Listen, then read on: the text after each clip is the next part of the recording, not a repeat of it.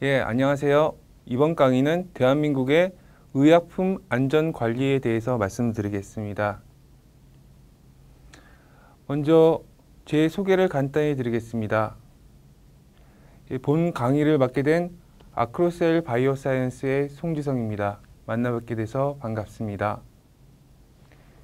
제 아카데믹 백그라운드에 대해서 먼저 말씀을 드리면 저는 서울대학교에서 화학을 전공했습니다. 그리고 석사 때는 바이오 케미스트리를 전공했고요. 그리고 경영학 석사와 박사 과정을 수료하였습니다. 사이언스, 비즈니스 두 분야 모두 공부하였고 나름대로 균형적인 시각을 갖추기 위해 노력을 하고 있습니다. 커리어에 대해 말씀드리면 전 우선 먼저 연구원으로 직장 생활을 시작해서 라이센싱, 전략적 제휴, 해외 사업 등 여러 가지 사업 개발 업무를 경험하였습니다. 첫 직장인 LG생명과학 그리고 외국계 제약사인 바이엘 코리아를 거쳐서 현재는 아크로셀 바이오사이언스에서 칩 오퍼레이팅 오피서로 일하고 있습니다. 우선 오늘 강의인 대한민국의 의약품 안전관리의 목차에 대해서 말씀을 드리겠습니다. 먼저 인트로덕션 부분에서 의약품 안전관리의 중요성과 대한민국 의약품 안전관리를 담당하고 있는 한국의약품안전관리원에 대해서 말씀드리고, 두 번째로는 약물 감시에 대해서 약물 감시 제도에 대해서 말씀드리겠습니다. 기본적인 여러 가지 용어들에 대해서 설명을 드리고요. 세 번째 파트에서는 의약품 이상 사례 보고 시스템 KAERS에 대해서 말씀을 드리겠습니다.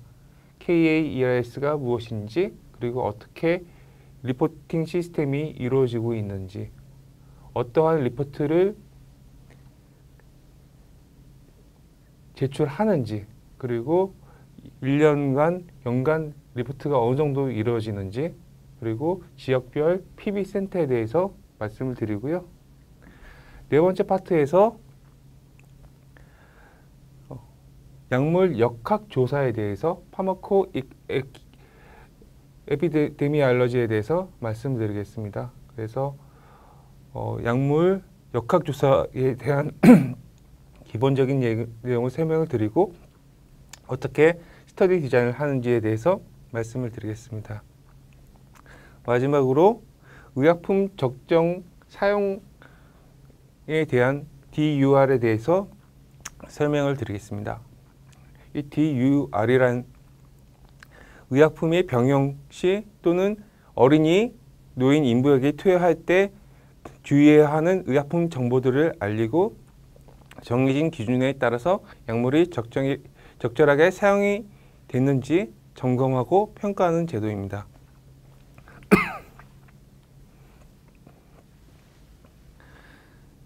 여러분들 다 아시겠지만 의약품의 부작용과 리스크를 관리하는 것은 공중보건에서 가장 핵심적인 부분이 되겠습니다. 아시는 분들이 있겠지만 이 탈리도마이드란 케이스가 굉장히 극단적인 케이스입니다.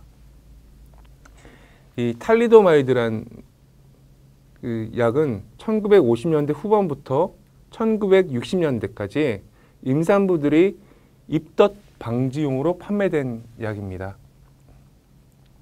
1954년도에 독일의 그류넨텔이란 제약회사한테 개발된 약물로 개발 중에 임상시험 결과도 조작이 되었습니다. 네, 지금부터 약 50년 전에 호주의 한 산부인과 의사가 유명한 의학 잡지인 란시트에다가 탈리도마이드에 대한 편지를 썼습니다. 임신 중에 입덧 치료제인 탈리도마이드를 복용한 여성이 출산할 때 아기한테 심각한 기형이 발생돼서 이 약물이 원인으로 의심되는데 혹시 란시트 독자 중에서 유사한 사례를 본 적이 있는지에 대한 내용을 편지를 썼고요. 실제로 이 탈리도마이드의 부작용이 엄청 컸기 때문에 전 세계적에서 10,000명에서 12,000명의 신생아가 선천적인 기형, 손, 발과 다리가, 사지가 제대로 발달하지 못하는 엄청난 기형을 일으킨 것으로 얘기됐습니다. 이때 태어난 아이들 중에서 약 40%가 그때 사망했고 아직도 반 정도는 생존하여서 장애를 가지고 살고 있습니다. 향후에는 이 탈리도마이드가 시장에서 처리됐지만 아직도 그 탈리도마이드 베이비가 세상에 태어나고 있다고 합니다. 그래서 굉장히 의약품 안전관리, 사후관리도 중요하다는 것을 보여주는 극단적인 예가 되겠습니다.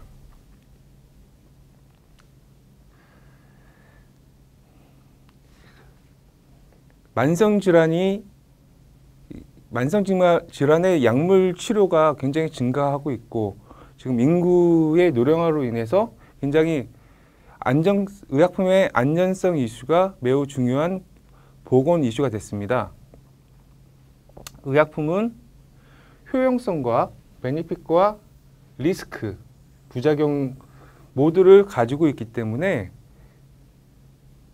약물 관련된 위험을 줄이기 위해서 굉장히 지속적으로 관리를 해야 되고 이 부분이 굉장히 중요합니다. 그래서 한국의약품안전관리원을 비롯한 대한민국의 정부기관은 증거에 근거한 결정을 지원을 하고요.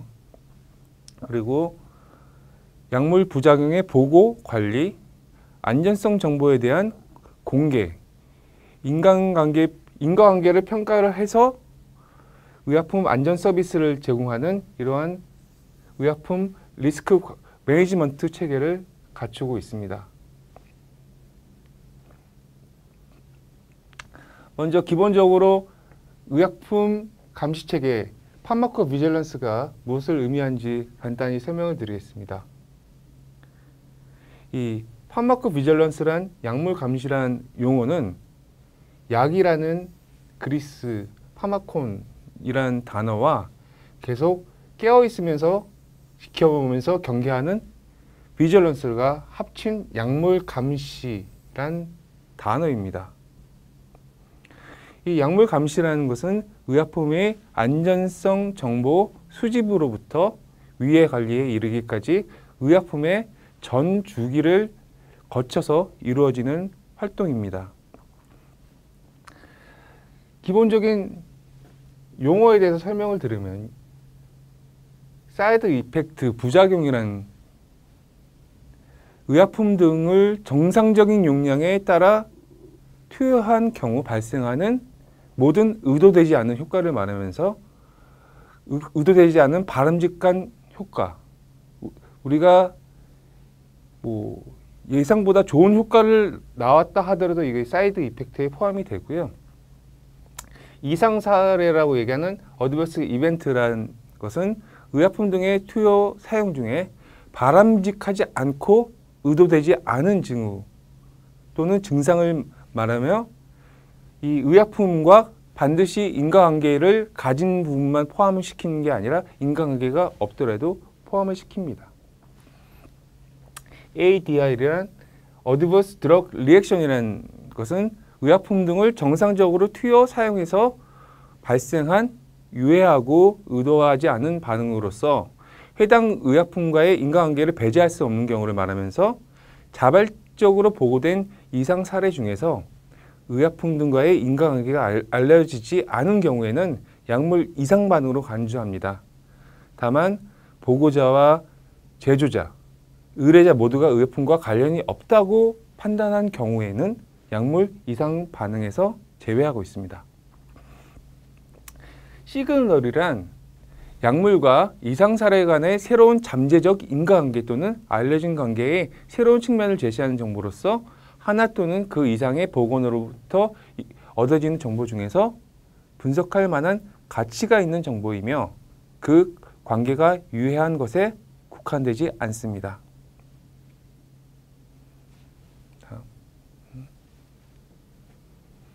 그래서 이 부작용이 AD를 포함하고 있고요. AD 중에서 ADR이 또 포함이 되고 있습니다.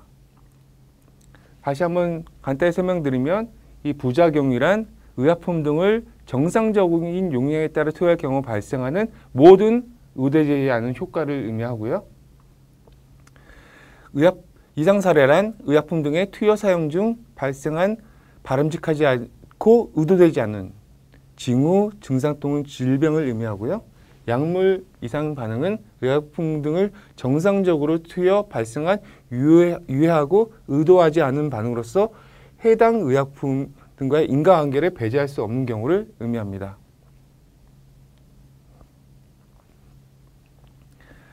중대한 이상 사례에 대해서 말씀드리겠습니다.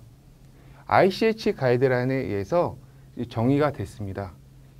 이 중대한 이상 사례 또는 중대한 약물 반응이란 사망을 초래하거나 아니면은 생명을 위협하거나 아니면은 입원을 필요하게 하거나 기존 입원 기간을 연장시키는 경우, 지속적 또는 중대한 불구나 기능 저하를 초래하는 경우, 그리고 선천적인 기형, 아까 탈리도마이드 같은 경우 되겠죠. 그 다음에 이상을 초래하는 경우.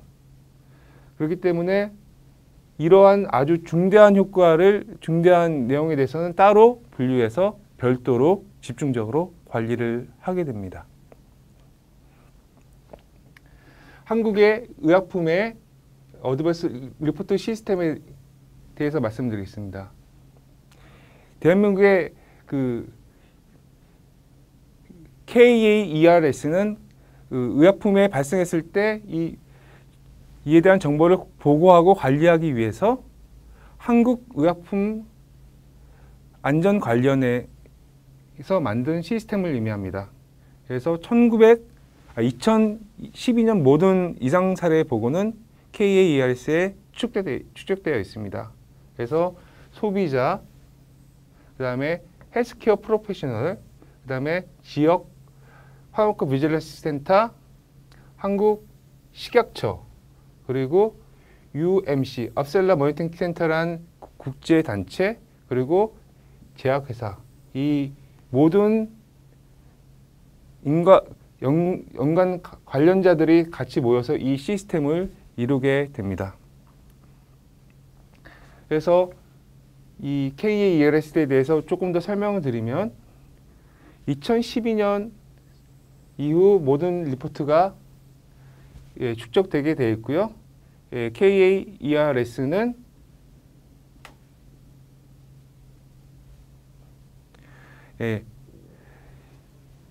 키즈에 의해서 설립된 단체입니다. 그리고 의심되는 약물 및 이상 사례는 개별 이상 사례 보고서의 형태로 Individual Case Safety Report란 형태로 키즈에 보고하게 되어 있고요. 그 다음에 의약품 이상 사례는 전화, 온라인, 오프라인 등 다양한 방법을 통해서 의약품 안전 관련으로 보고 가능하고 이 정보는 모두 KAERS에서 관리가 됩니다. 다만 필수 정보 4가지가 꼭 신고할 때 필요하고요. 의심되는 증상, 복용한 의약품 정보, 환자 정보, 보고자 정보가 항상 충족돼야지 접수가 가능합니다. 그래서 이 4가지 정보, 의심되는 증상, 약물 정보, 그 다음에 환자 정보, 그리고 보고자 정보가 다 포함이 되어야 되었고요. 그 다음에 한국 의약품안전관리원은 한국 식약처에다가 식약처에 주기적으로 부작용 보고 통계와 안전성 자료를 제공하게 되어 있습니다. 그러면 누가 리포트를 하게 되느냐 말씀을 드리면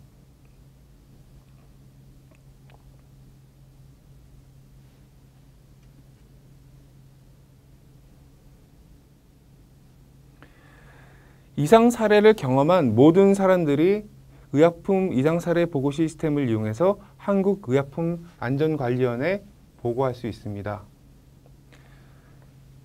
소비자, 주로 환자가 되겠죠. 의료계 종사자들, 헬스케어 프로페셔널들, 그 다음에 지역 약물 감시센터, 그리고 마케팅 오서라이션 홀더라는 것은 대부분 제약회사를 의미합니다.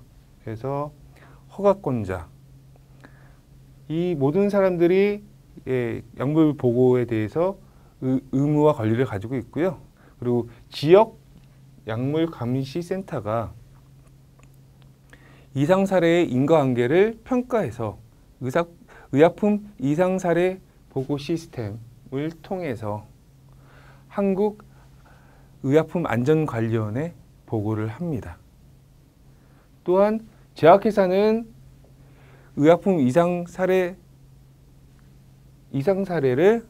의약품 이상 사례 보고 시스템을 통해 보고를 하고 특히 의약 관련 규정에 의해서 보고가 의무화되어 있습니다.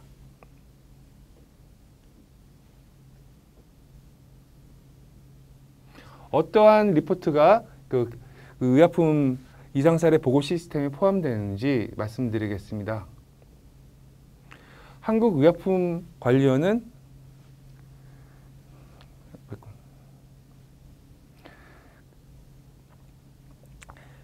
국내 및 해외의 모든 개별 이상 사례 보고서를 관리를 하고 있습니다. 그리고 해외의 이상 사례 보고서를 제품 허가권자 를 통해서 받는 것을 또 의무화했습니다. 그리고 의약품 이상 사례 보고 시스템의 데이터베이스에는 자발적 보고서를 비롯한 많은 보고서, 여기에는 재시험, 그다음에 시판 후 조사, 개인 케이스 스터디 등의 여러 가지 정보와 문헌 정보가 포함되어 있습니다.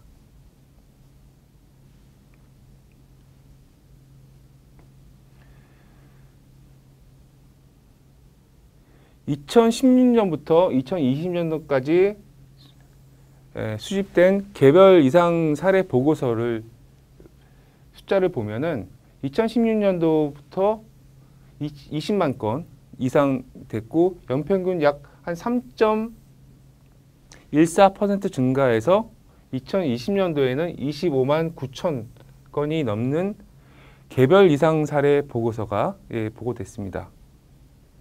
2016년부터 2019년까지 보시면은 지속적으로 연평균 약 4.73%가 이제 증가하였는데 2020년의 경우에는 마이너스 1.48%로 감소하였습니다. 전년 대비 감소했는데 이는 코로나의 영향으로 환자들이 병원에 방문이 감소한 것을 이유로 찾을 수 있을 것 같습니다. 대한민국의 약물 감시 시스템은 중앙 집권적이지 않고 지방 분권적인 시스템, 지역적인 PB센터를 통해서 이루어지고 있습니다.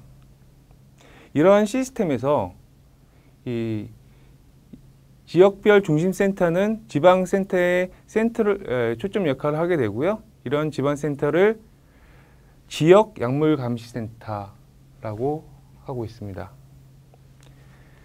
2014년 이래 27개의 지역 약물 감시센터가 있고요. 그 중에서 26개의 지역 티칭 병원과 1개의 전국적인 병원으로 이루어지고 있습니다. 이 전국적인 이 그 약물 감시 지역 약물 감시센터는 한국제약협회가 그 역할을 하고 있고요. 예, 전국적인 약국들과 연계돼서 이 리포트 시스템을 하고 있고 2020년에 한약을 위한 지역 약물 감시센터가 추가돼서 현재는 28개가 운영이 되고 있습니다.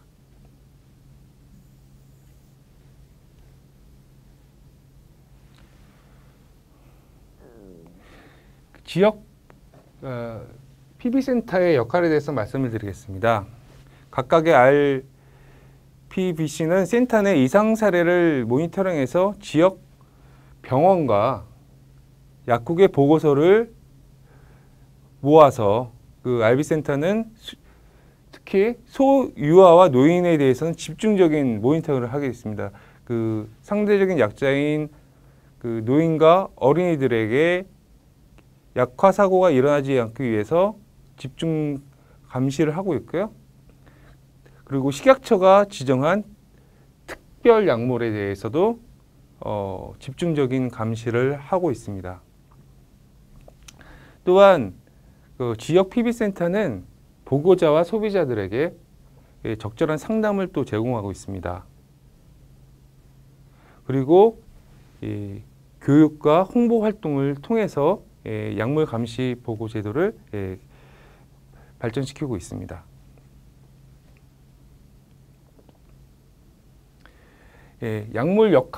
다음으로는 약물 역학 조사에 대해서 말씀을 드리겠습니다. 약물 역학 조사의 경우에는 이 아래와 같은 이 의약품 안전성 문제가 이제 제기가 되면은 원인을 파악해서 문제를 해결하기 위해서 부작용, 인과관계 연구를 실시하게 됩니다. 그래서 우리나라 인구를 기반으로 해서 해당 안전성 문제의 과거 발생 여부와 발생 규모를 파악하고 원인 약물과 부작용과의 인과관계를 확인하기 위해서 약물 역학조사 연구를 실시하거나 기존 수행된 개발 연구를 체계적으로 수집, 선정, 관리하는 그런 문헌 고찰을 수행하고 있습니다. 그래서 어떠한 경우에 이런 그 연구가 필요한지 말씀을 드리겠습니다. 특정 약물 복용군 또는 특정 시기에 집착을 해서 안전성 문제가 발생하는 경우가 있고요. 특히 허가사항에 기재되지 않는 이상 사례, 그리고 특히 입원이나 사망 등 중증도의 위해 중해성 측면에서 임상적 중요성이 큰 경우 하게 되어 있고요. 그리고 부작용 보고 자료부터 실마리 정보가 도출된 경우, 또 일반 인구에서 극히 드물게 발생하는 중대한 사례가 발생한 경우, 그리고 새로운 약물 간 상호작용에 대해서 문제가 제기된 경우, 그리고 이전에 인지하지 못한 위험 인구 집단이 의심되는 경우에 대해서 하게 되었고요. 그 다음에 집중 모니터링 대상 안전성 문제가 발생하는 경우, 집중 모니터링 대상이라는 경우는 보통 노인이라든지 아니면은 그 유아, 그 다음에 사회적 약자들을 의미하고요. 그리고 그 국내에 또 문헌이나 아니면 새로운 경로를 통해서 그 의약품의 안전성이 그 제기된 경우 수행하게 되었습니다.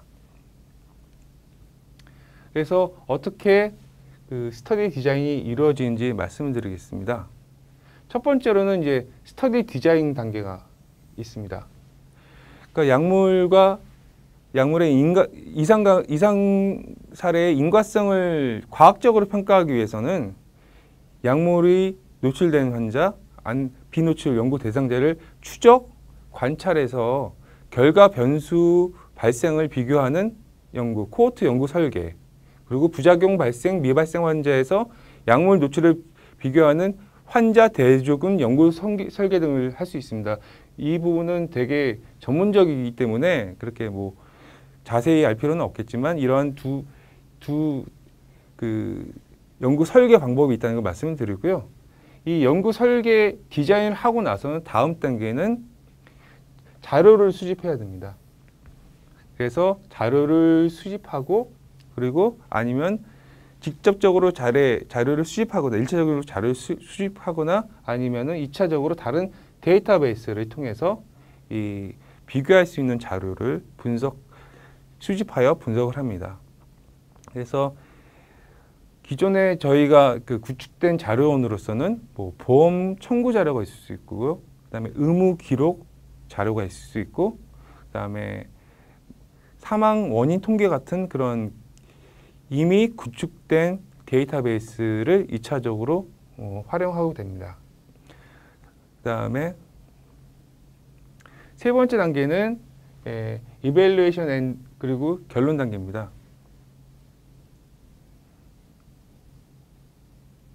그러니까 수집된 자료를 정리하고 통계 분석을 해서 그 결과를 산출하고 이에 따라 결론을 도출하게 됩니다. 그래서 지금 1단계부터 3단계까지 이 모든 것을 그 지속적으로 정확하게 이제 수행을 해야 되겠고요. 그 결과에 대해서는 세이프티 인포메이션을 축적해서 관리를 해야 됩니다.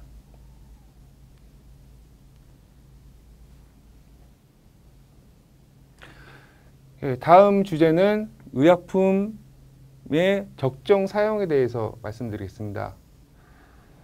그래서 의약품 적정 사용이 무엇이냐면 의약품 같은 경우에는 한 환자가 한 의약품을 처방받는 경우도 있지만 여러 개의 다수의 이제 의약품을 이제 처방받아서 투여받게 되는 경우가 있습니다. 근데 의약품의 경우에는 같이 동시에 투여해서는 안 되는 그런 의약품들이 있습니다. 그 드럭 인터액션을 통해서 의약품의 효능을 영향을 끼치거나 아니면은 새로운 이상 반응을 일으킬 수 있는 그러한 의약품이 있기 때문에 이 한 의약품을 투여해도 당연히 주요하지만 병용 투여할 때 굉장히 필요한 정보가 있습니다. 그래서 그 의약품 정종 사용을 위한 드럭 유틸라이제이션 리뷰 DUR이라는 것을 정의를 하면은 병용할 때 아니면은 특히 이제 어린이나 노인도 있지만 인부 같은 경우에는 굉장히 의약품 투여에 있어서 굉장히 제한이 되어 있습니다. 기형을 일으킬 수도 있고 태아한테 나쁜 영향을 끼칠 수 있기 때문에 인부 투여할 때는 굉장히 특히 주의해야 하기 때문에 그러한 의약품에 투여할 때 주의해야 될 사항들, 그다음에 병용에서 처방해서는 안 되는 그런 의약품 정보 등을 다 모아서 의약품 정보 등을 알리고 정해진 기준에 따라서 약물을 적절하게 사용할 수 있게 하고 사용했는지에 대해서 평가하는 제도입니다. 그래서 우리 대한민국의 경우 의약품을 의사가 이제 처방을 하려고 했을 때 한 환자한테 A라는 의약품을 투여를 하고 B라는 걸 했을 때 A와 B가 서로 병행하면 안 된다. 그런 경우였을 때는 자동적으로 처방을 할 수 없다는 경고 메시지를 뜰 수 있게끔 시스템을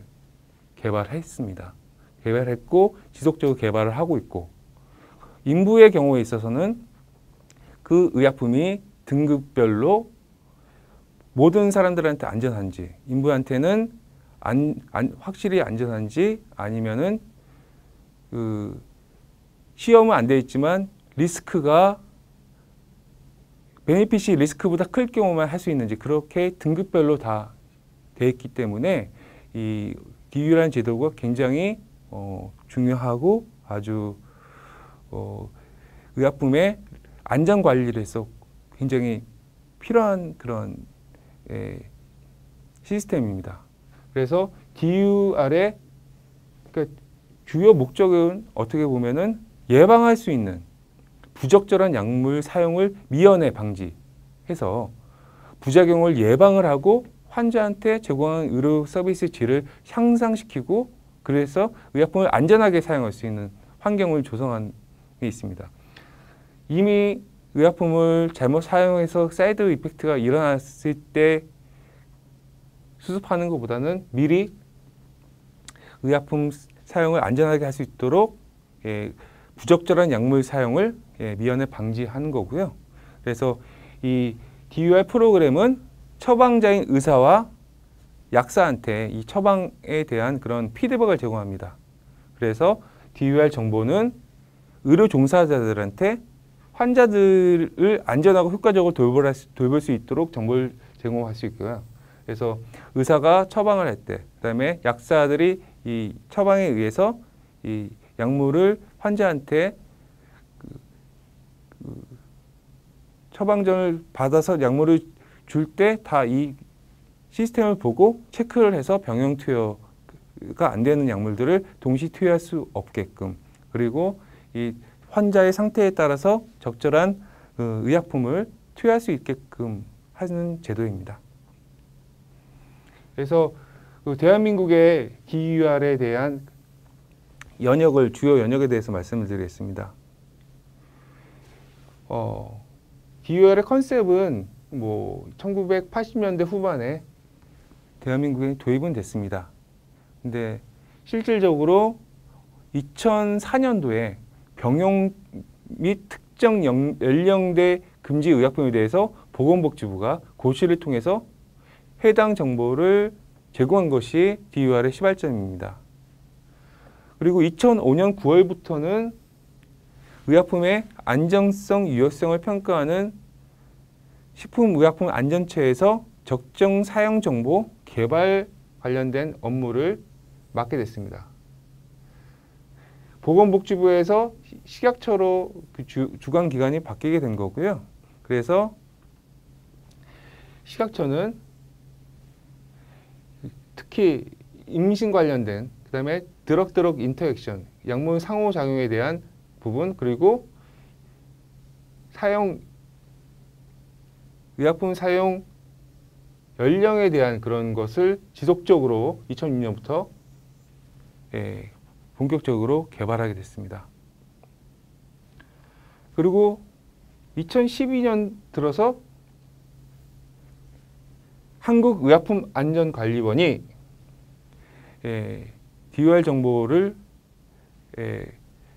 개발 업무에 참여하게 되었고, 2013년부터 17년까지 해서 많은 DUR 관련된 제품 시스템들을 구축하고 발전시키고 있습니다. 그래서 주로 효능균 관련돼서 중복 의약품에 대한 주의, 그다음에 용량 관련돼서 주의사항, 투여 기간을 어떻게 할 것인지, 그다음에 노인들한테 투여를 어떻게 할 것인지에 대해서 그런 부분을 계속적으로 확대하고 있고요. 그리고 계속적으로 개발을 해가지고 식품의약품안전처에서 고시나 공고 등의 형태로 전 국민들한테 제공을 하고 있습니다. 그리고 이 부분은 건강보험심사평가원에서 DUR 전산 시스템을 통해서 의료 현장에 제공됩니다. 말씀드린 의약품 안전 사용을 관련된 서비스 시스템, 전산 시스템에 이 약물을 어떻게 처방한지가 다 기록이 되기 때문에 적절하게 사용되는지 감시하고, 그다음에 처방할 때 정보를 줄 수 있게 됩니다. 이상으로 오늘 준비한 내용을 다 말씀드렸습니다.